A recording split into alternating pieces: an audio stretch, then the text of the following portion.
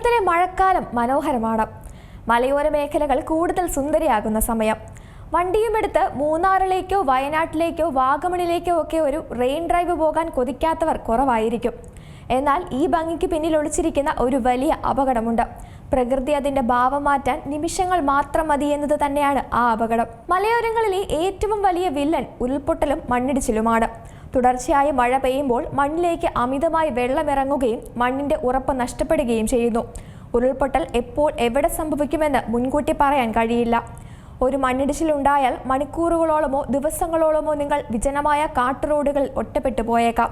Mobile നെറ്റ്വർക്കോ ഭക്ഷണമോ വൈദ്യസഹായമോ ലഭിക്കാതെ വരുന്നത് ചിന്തിക്കാവുന്നതിലും അപ്പുറമാണ്.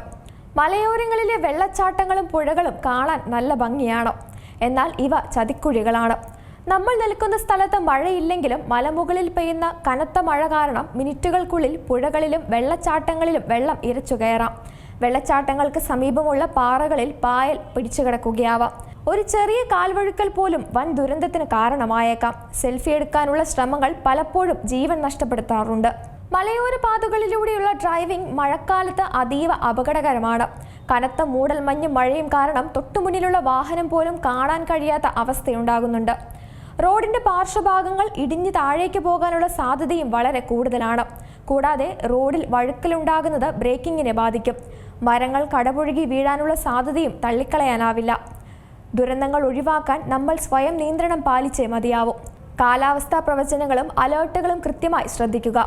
വനമേഖലകളിലേക്കും മലയോരങ്ങളിലേക്കുമുള്ള രാത്രികാല യാത്രകൾ മാത്രമല്ല, യാത്രകളെ തന്നെ പൂർണ്ണമായും ഒഴിവാക്കുക. അധികൃതർ തരുന്ന ജാഗ്രതാ നിർദ്ദേശങ്ങൾ കർശനമായി പാലിക്കുക. പുഴകളിലോ വെള്ളച്ചാട്ടങ്ങളിലോ ഇറങ്ങി കളിക്കാനോ സെൽഫി എടുക്കാനോ ശ്രമിക്കരുത്.